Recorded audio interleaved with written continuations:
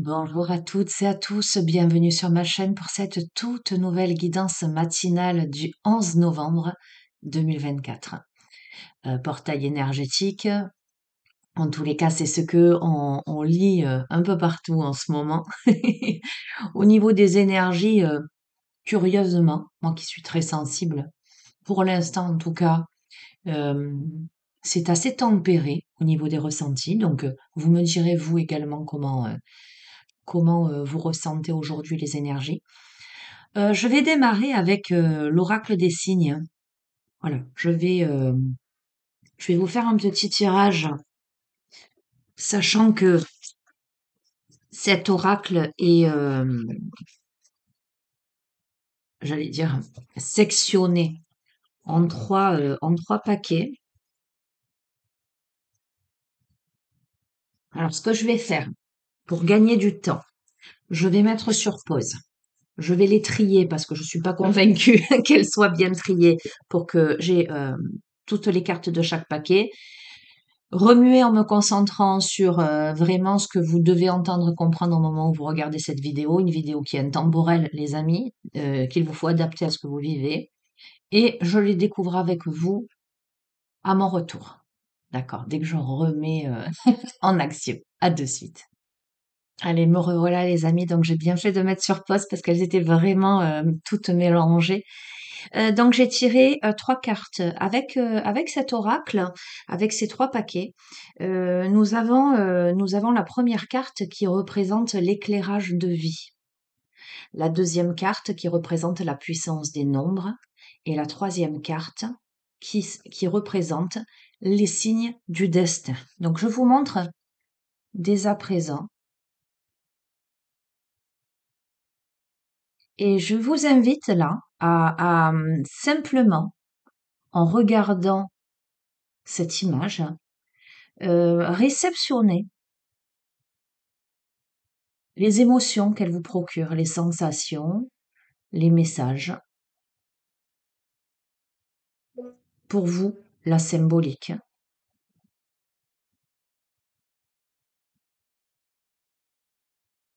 On a, pardon, le 19, pareil. Peut-être que ça représente quelque chose pour vous. La couleur, de quoi ça vous ramène ce 19-là. Et donc, pour les signes du destin, nous avons cette carte-là. Qu'est-ce qu'elle représente pour vous?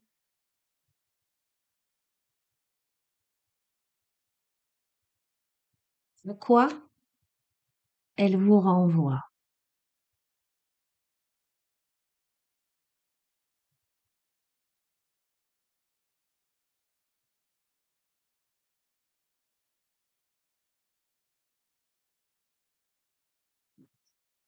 Carte 22, carte 63, carte 69.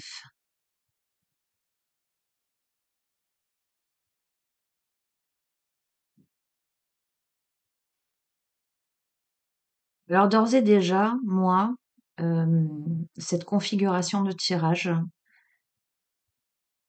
m'évoque le fait de porter, de porter lourd, hem, la notion de responsabilité, d'accord? Alors là, cette première carte, pour moi, c'est Atlas dans la mythologie qui porte le monde. Cet homme certes musclé, mais et voilà, c'est une lourde responsabilité, c'est une lourde charge. Hem,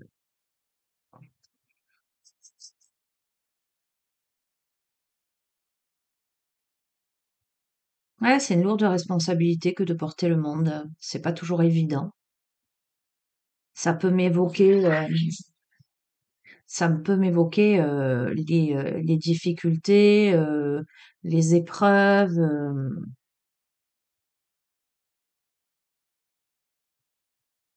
son histoire.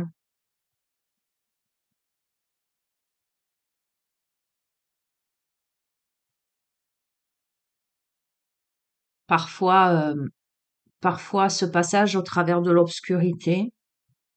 Néanmoins, le 19, 9 et un 10 m'évoque quand même le fait de boucler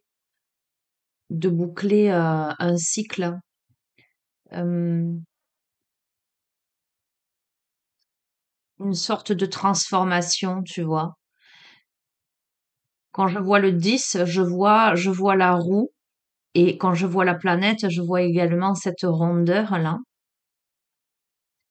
Et cette troisième carte qui vous dit posez clairement vos intentions dans le secret de la prière. Votre guide vous soufflera la réponse. Ça m'évoque cette notion d'introspection, de foi inébranlable.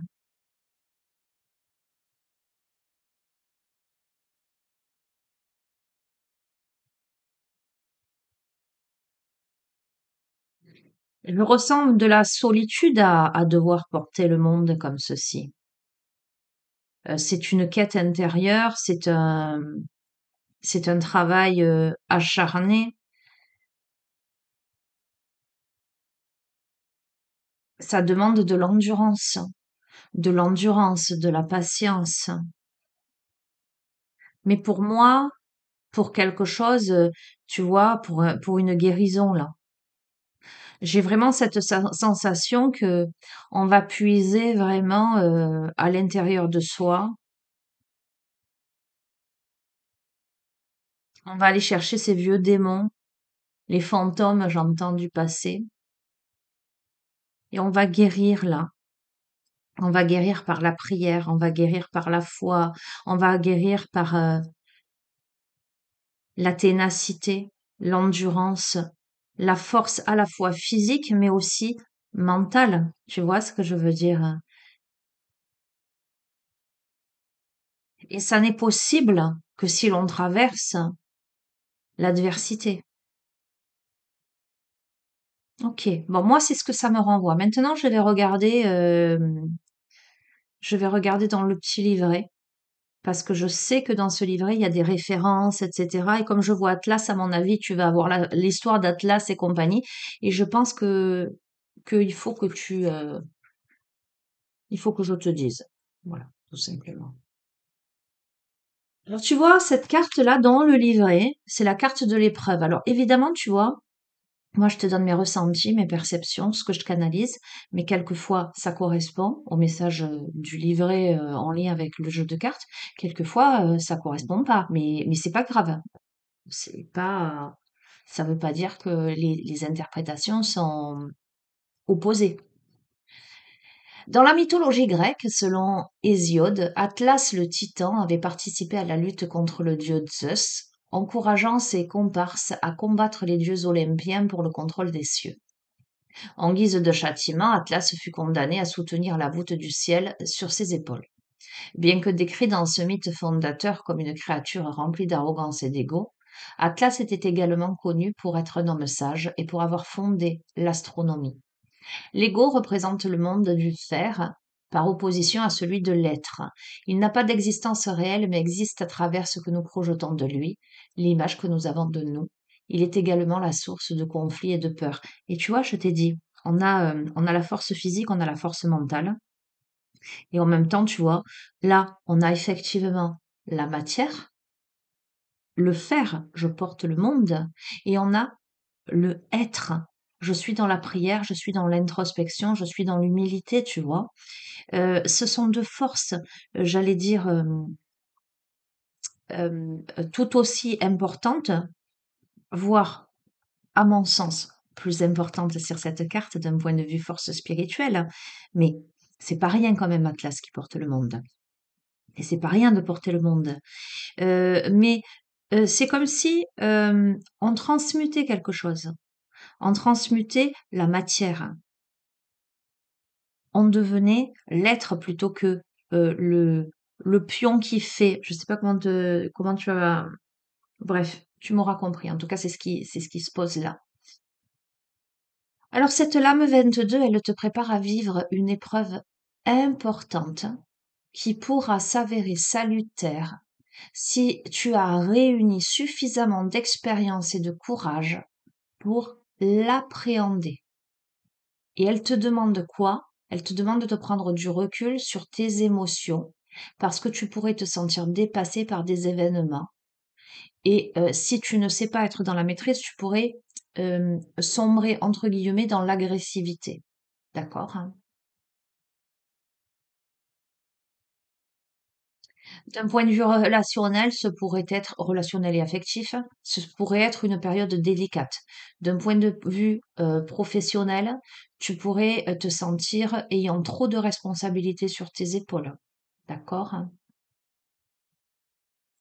Et on t'invite dans le domaine professionnel, alors pour des personnes qui ne bossent pas, pour X ou Y raison, ça peut être dans la notion de projet, quel qu'il soit, hobby, loisir, projet de vie, etc. On te dit que tu dois être force de proposition et partir en éclaireur sur de nouveaux projets. Donc, quel que soit ton domaine de création.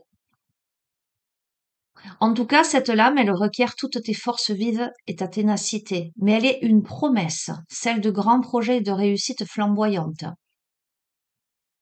Elle t'invite à solliciter ta part égotique plutôt comme un levier ambitieux vers de belles réalisations personnelles et sociales.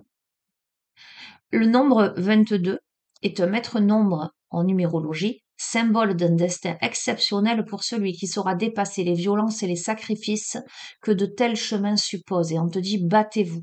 Alors, avec cette carte et avec cette dernière carte, j'ai envie de te dire que moi, ce que je pressens là fort, fort, fort, c'est que tu remontes, tu remontes. Oui, tu remontes, mais tu relèves surtout, c'est ça que je voulais dire. Tu relèves le défi sans aucun problème parce que, tu vois, l'idée c'est que si tu as transcendé ton histoire, si tu as acquis de la sagesse, si tu as compris tout ça, il y a une réussite évidente pour moi.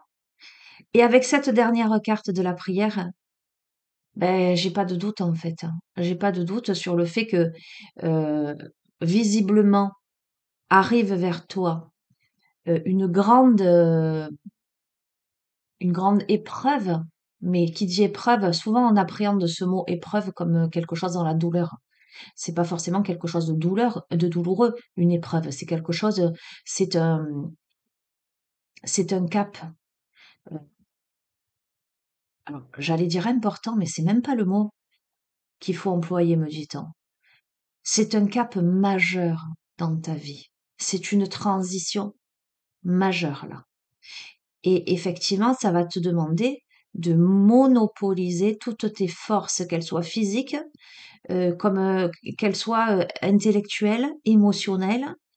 Ça va te demander j'entends, transcender la matière, transcender l'ego. Ça va te demander de te battre, euh, mais j'entends, tel le guerrier pacifique. Tiens, j'ai le jeu du guerrier pacifique. Il est où? Il est là. Tiens, c'est bizarre qu'on me mette ce mot dans la bouche. Tiens, je prendrai une carte de celle-ci, de ce jeu.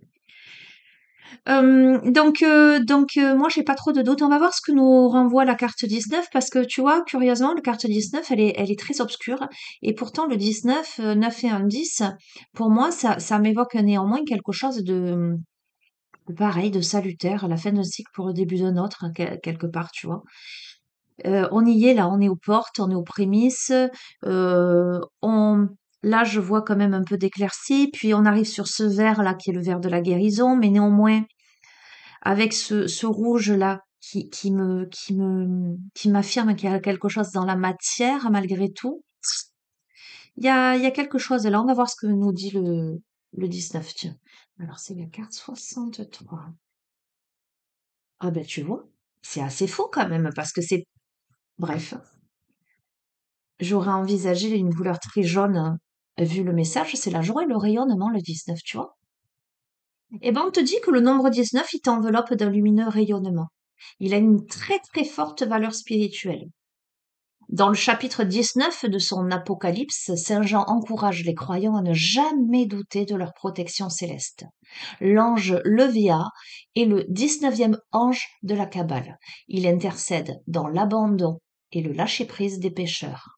En ce sens, le 19 est également le nombre de l'abandon, à savoir notre capacité à nous détacher de nos notions de puissance et d'ego pour ne jamais sombrer dans la tyrannie.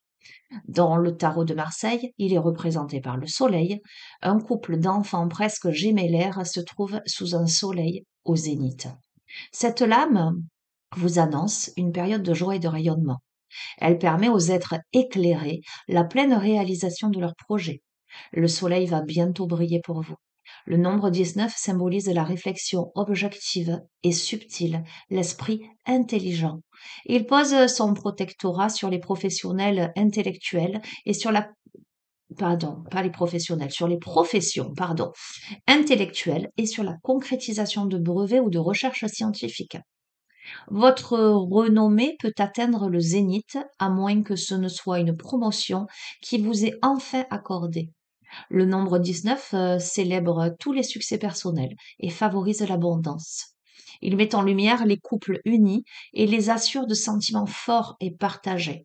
Peut-être aurez-vous le bonheur de rencontrer dans cette incarnation votre flamme jumelle qui vous permettra de vivre un amour inconditionnel et d'affronter les épreuves de votre vie terrestre plus sereinement. Cette gémelléité d'âme est très rare et se distingue des âmes sœurs.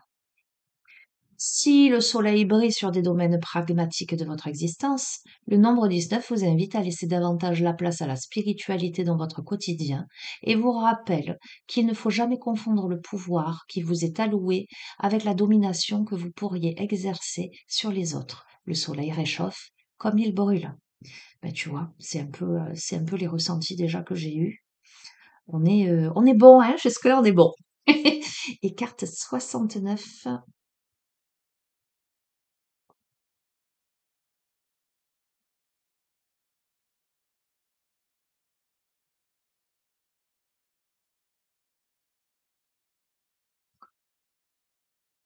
Hmm. Je vais te le dire. Il y a des moments où nous n'éprouvons plus aucune saveur pour la vie que nous menons, où nous avons la sensation que la barque terrestre dans laquelle nous sommes montés s'échoue sur des rives de déception. Avons-nous seulement indiqué au bon capitaine de navire de notre âme quelle destination nous souhaitions vraiment lui donner? Nous nous perdons souvent dans les désirs et les injonctions de ceux qui nous entourent, persuadés qu'ils connaissent la vérité mieux que nous.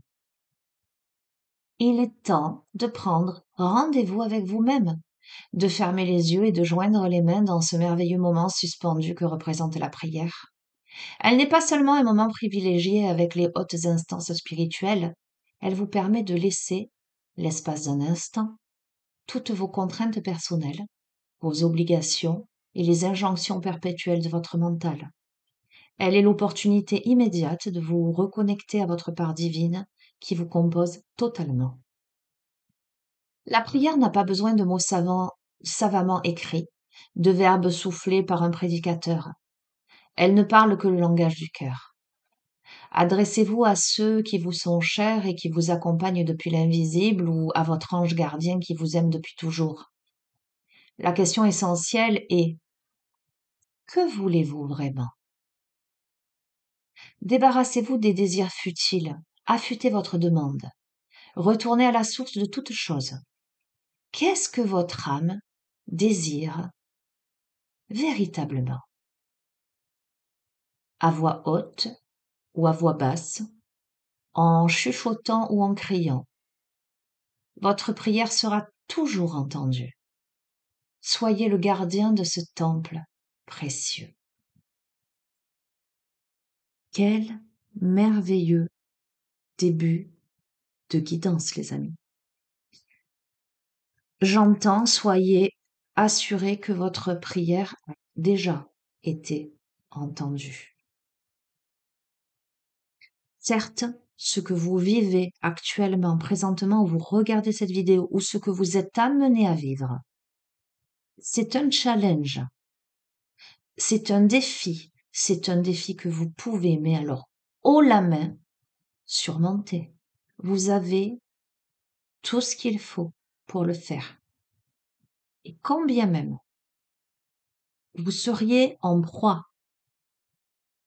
à des doutes, à des craintes, à des peurs, en l'occurrence à vos émotions, en proie à vos émotions négatives qui pourraient ressurgir évidemment quand on se sent dépassé. Concentrez-vous sur l'essence, sur l'essentiel. Ne vous fiez pas à ce que les autres autour pourront vous dire, j'entends. Alors déjà, j'entends charité bien ordonnée commence par soi-même, en ce sens que pense à toi et fais ce qu'il faut pour toi, pour te rendre heureux, heureuse. Écoute ton cœur, vois ce qui est juste pour ton âme, pour ta vie, pour l'être que tu es.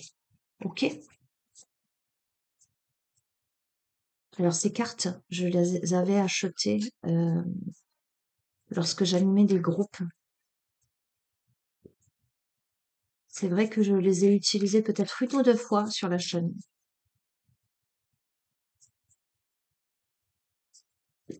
On va voir.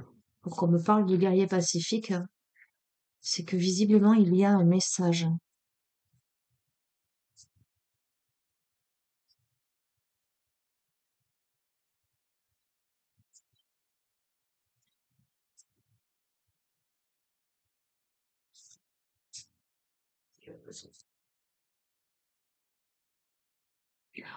C'est la carte 35 qui te dit déni ou dépassement. Quand surgit une situation difficile, pour savoir si votre calme est un sentiment authentique ou si c'est le déni qui entre en jeu, posez-vous la question suivante, les questions suivantes, pardon, qui vous permettront de connaître l'heure juste. Comment mon corps se sent-il à l'instant même? Suis-je détendu? Ma respiration est-elle régulière? Si j'étais bouleversée, pourrais-je l'exprimer facilement? Si votre corps est centré et que vous pouvez répondre par l'affirmative, aux trois dernières questions, vous n'êtes probablement pas troublé. Mais si votre corps est agité, que vous répondez par la négative à l'une ou à plusieurs des autres questions, il se peut que vous soyez tombé dans le déni. Vous gagneriez à poursuivre vos efforts pour entrer en contact avec vos émotions. Alors moi, ça me fait penser à ce que je vous ai dit il n'y a pas si longtemps que ça. Je vous ai dit, quand vous trouvez face à une situation où vous avez un choix à faire et que,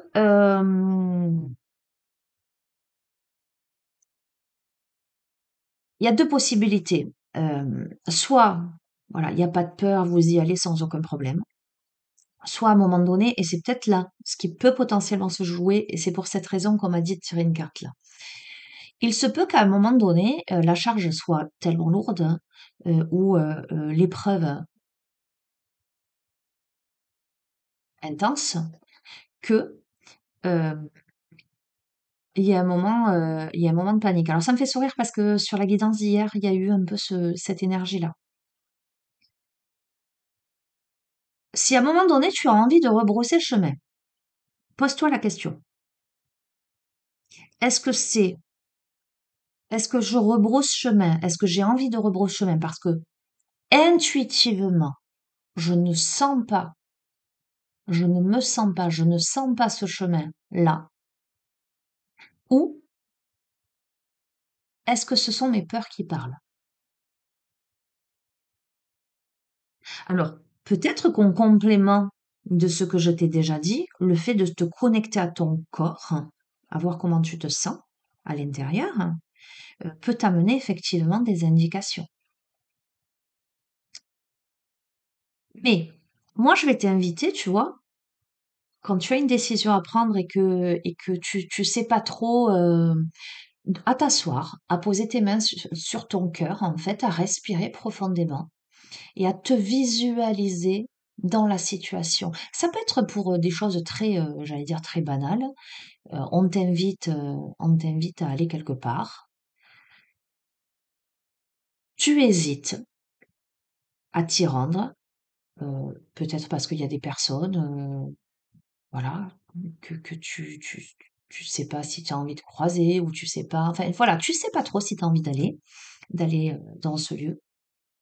Ben, je vais t'inviter à poser les mains sur ton cœur, à respirer et à te visualiser dans ce lieu-là, à te projeter quelque part, hein, au moment de cette soirée-là, et à voir si toi tu t'y vois vraiment, quelle compréhension se pose à l'intérieur de toi, ou si tu ne t'y vois pas, tu n'as vraiment pas envie d'y aller, et que ta sérénité, elle en passe plutôt par le fait de rester seul chez toi, par exemple. Et ça, c'est écouter son intuition. Alors évidemment, c'est écouter son intuition, c'est aussi écouter effectivement son corps. Euh, et te demander pourquoi j'y vais pas. Est-ce que ça me fait peur? Est-ce que c'est parce qu'il y a telle ou telle personne et j'ai pas envie d'affronter? Est-ce que finalement c'est tout simplement parce que mon besoin à moi il est ce soir de me reposer et que c'est mieux ainsi, tu vois? Donc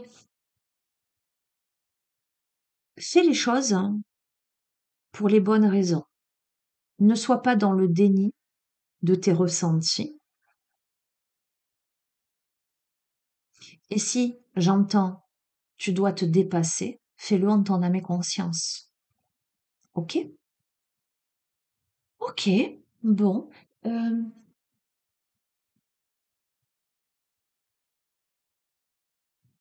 je vais te prendre une dernière carte. Enfin, une dernière. Je vais me taire.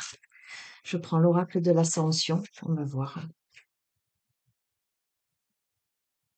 Je me tais avant de vous faire rire, hein, aux éclats. Parce que je sais jamais si c'est vraiment la dernière. On va voir.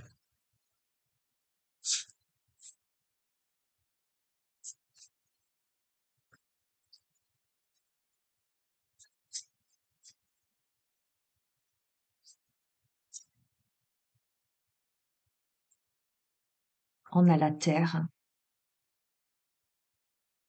Pour moi, tu vois, euh, il y a quelque chose qui renaît. Il y a quelque chose qui s'ancre. Ça refleurit, tu vois, j'entends, il y a l'innocence de la jeunesse, il y a un nouvel élan. Mais néanmoins, il y a l'ancrage. On a la terre-mère.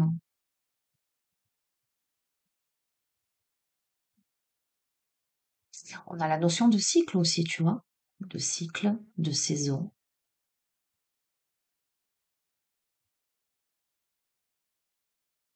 de connexion particulière, hein, de force, hein. Ah, c'est tellement évident.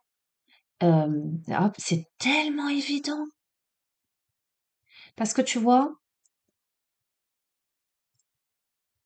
j'étais, en te disant ça, connectée à la terre, connectée aux arbres, j'étais très en connexion avec l'énergie de la lignée, en fait. Et on a un aïeul là, on a un ancêtre. La terre de tes ancêtres, j'entends aussi. Mais, et en même temps, la terre de tes ancêtres, elle est partout dans le monde. On te parle, on est bien au-delà, bien au-dessus du simple ancêtre mortel. Tu vois, Euh, on est dans quelque chose d'ancestral, mais au niveau de l'humanité, et bien au-delà de la planète Terre, simplement, elle est portée par ce colosse-là, forte et à la fois fragile. Qu'est-ce que c'est joli. Regarde, on a le mouvement. Je t'ai dit qu'il y a un élan, il y a, il y a un mouvement,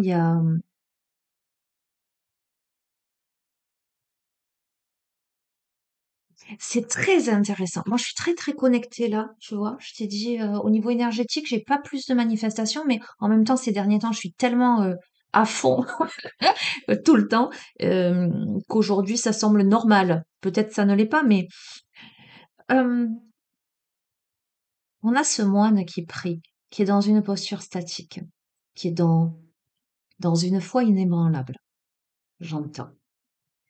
On a cette femme qui est en mouvement, qui entre dans la danse. Tu sais à quoi ça me fait écho? Ça me fait écho au fait que certaines fois, alors pas à chaque fois, je suis honnête avec toi, quand je rentre en méditation, j'ai des moments où, j'ai vraiment cette sensation que ça danse à l'intérieur de moi. C'est-à-dire que mon corps, il reste statique, heu, il reste droit, mais ça ondule à l'intérieur de moi et j'ai cette impression de faire ça, en fait, d'onduler alors que, je sais que je ne bouge pas pour, pour avoir, déjà fait des méditations en groupe et avoir demandé, à ce qu'à un moment donné, on puisse, m'observer pour voir si vraiment je bougeais. Donc non, physiquement, je ne bouge pas, mais intérieurement, mes corps énergétiques, j'oserais dire mon âme bouge à l'intérieur de mon corps.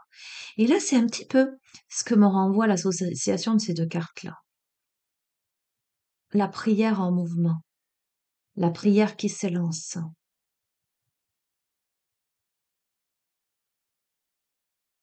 Mmh. Ah, le soi supérieur. Le soi supérieur, hein. Magnifique, hein. C'est le soi supérieur qui danse à l'intérieur, hein, de ce corps terrestre, de ce temple, hein. Je t'ai dit, le soi supérieur, il est sur la planète, il est sur la Terre, hein. On dépasse la notion de matérialité. Alors je dirais que ceux qui ont des oreilles entendent. C'est une guidance, les amis, qui peut se lire, hein, qui peut s'entendre, qui peut s'appréhender à différents degrés de compréhension, de lecture. Tu réceptionneras ce que tu as réceptionné. Peut-être que ça pourra te sembler abstrait, ce que je te dis, mais c'est pas grave. J'entends une graine est semée. Quelque chose germera lorsque ce sera le moment. Il y a cette transcendance à cette notion, cette simple notion à la fois de temporalité et à la fois de mortalité, de concret, de matière.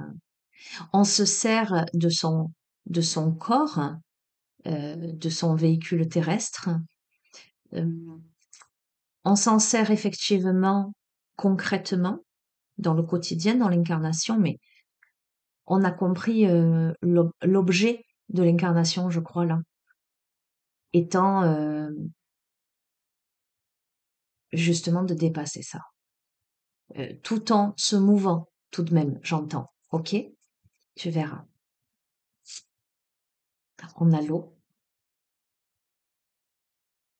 la notion de purification, de fluidité. Et tu vois, dans le droit fil là, pour moi, il y a une purification au niveau de sa lignée, de ses lignées, une résolution karmique et transgénérationnelle, clairement, dans la joie, dans le rayonnement.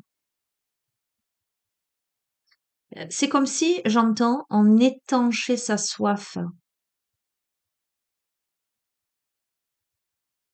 C'est ce soi supérieur qui nage, qui se laisse porter.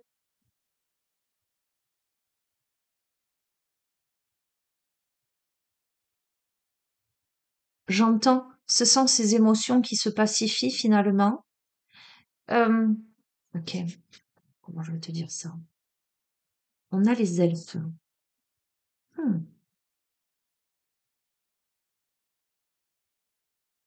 Les esprits de la forêt.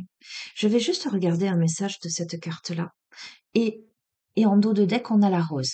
Donc, ce que je vais faire, je vais regarder les elfes et je vais regarder la rose, parce qu'on me dit en plus rose blanche, comment te dire que c'est un peu ma fleur préférée. Donc, donc oui, je vais te lire le message de la rose blanche. Donc, 33.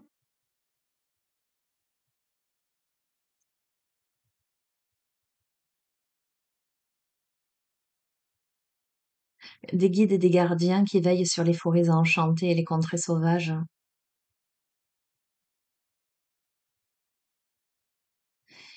Leur lien étroit avec la nature leur permet de percevoir les moindres changements dans l'équilibre et l'écosystème et de maintenir l'harmonie dans les différents éléments. Ce sont des maîtres de la magie. Leurs connaissances ancestrales en matière de sortilèges, de potions, de pratiques ésotériques en font des conseillers précieux pour toi lorsque tu cherches des connaissances et des solutions. Ils sont les gardiens des arcanes et des secrets cachés, capables de te guider dans ta quête de vérité. Ils sont libres et indépendants. Ils ne sont pas soumis à la volonté des humains et agissent selon leur propre code moral. Ils peuvent choisir de s'engager à tes côtés et de te soutenir, mais cela dépend de leur propre volonté et de leur lien avec le monde des hommes. Ok, très très intéressant. Euh, D'un point de vue personnel, enfin, si je relis cette carte à toi qui regarde ce tirage, ça peut m'évoquer une personnalité qui évolue, qui peut-être avant était soumise à la vie des uns et des autres, et qui est là, et ça rejoint la guidance d'hier, est davantage dans l'autonomie. On est vraiment dans la pensée créatrice là. Alors on peut me dire que tu es grandement accompagnée, ça c'est sans aucun doute. Il y a de la magie autour, mais je suis tellement pas étonnée, comment te dire. Il y a cette notion d'équilibre. On te dit que l'équilibre, en dépit de ce que tu vas vivre ou ce que tu es en train de vivre, on est là pour maintenir un équilibre. Même si pour toi, j'entends, il peut te sembler précaire, on me dit, n'aie crainte, suis le courant. Fais confiance et lance-toi. 15, la rose, et je vais te laisser sur ça. D'accord? La rose, avec ses 72 pétales, symbolise l'ouverture du cœur. Elle représente la connexion entre la terre et le ciel à travers sa tige verticale. Les épines de la rose nous rappellent que le chemin vers cette conscience spirituelle est jalonné d'étapes. Ces étapes, tout comme le fait de prendre une rose entre tes mains, peuvent être vécues de différentes manières. Parfois avec douleur et blessure lorsque les épines piquent, et d'autres fois avec douceur lorsque tu laisses ta main épouser les épines avec délicatesse. Les 72 pétales de la rose symbolisent le bourgeon qui s'ouvre lorsqu'il est bien nourri, activant ainsi la glande pinéale et créant un pont entre ton esprit et ton être supérieur. J'adore. Pour nourrir correctement le bourgeon de ta rose, qui représente ton cœur, il suffit de nourrir ton âme. Chaque âme est unique et a des besoins différents, car l'expérience de l'amour est unique pour chaque être humain sur cette terre. Prends le temps d'écouter les besoins de ton âme et d'y répondre avec bienveillance et compréhension. Ainsi ton cœur s'épanouira comme une magnifique rose, rayonnant l'amour dans toutes les directions.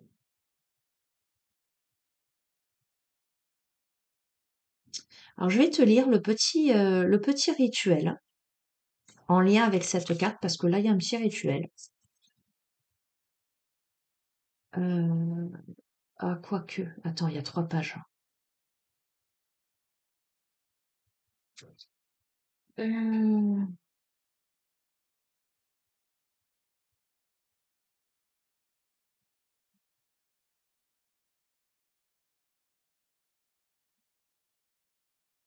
je vais pas te lire le petit rituel. Tu sais quoi? Moi, je vais pas te lire le rituel. Il est un peu long, il est particulier. Je suis pas très, bon, bref. Je vais peut-être juste moi t'inviter à te procurer une rose. Bon, là, c'est une rose blanche, symbole de pureté. Mais bon, libre à toi, hein. Une rose plutôt fermée et à la voir s'épanouir, s'ouvrir et peut-être à méditer sur cette rose. Ça peut être, tu peux avoir un rosier dans ton jardin et te mettre un peu tous les jours à observer son évolution, à sentir son parfum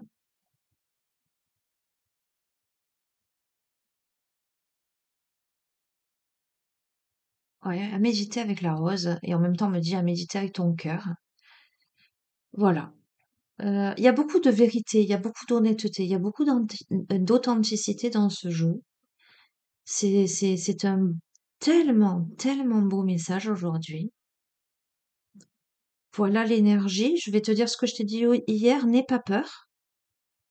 Et je vais te dire vraiment, hein, c'est que ce que tu vis ou ce que tu t'apprêtes à vivre est à la hauteur de tes compétences, de ta valeur, euh, de ton être en fait.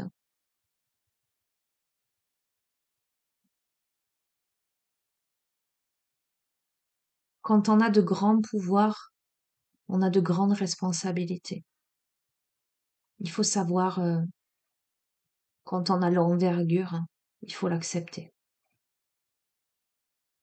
J'entends, arrête de te dédouaner, de déléguer, de ne pas vouloir prendre en main ton destin, parce qu'il va falloir, hein. Il est l'heure, j'entends. J'entends. Je suis en train d'entendre. Il est l'heure, mon Seigneur, l'heure de se réveiller. Voilà, si t'as la ref, tu sauras. Bon, les amis, ben, je vais vous laisser. Je vais vous laisser. Je suis très, très heureuse de vous avoir fait cette guidance-là. Je vous embrasse très, très, très, très fort. Je vous dis à la prochaine. Prenez bien soin de vous. Ciao, ciao.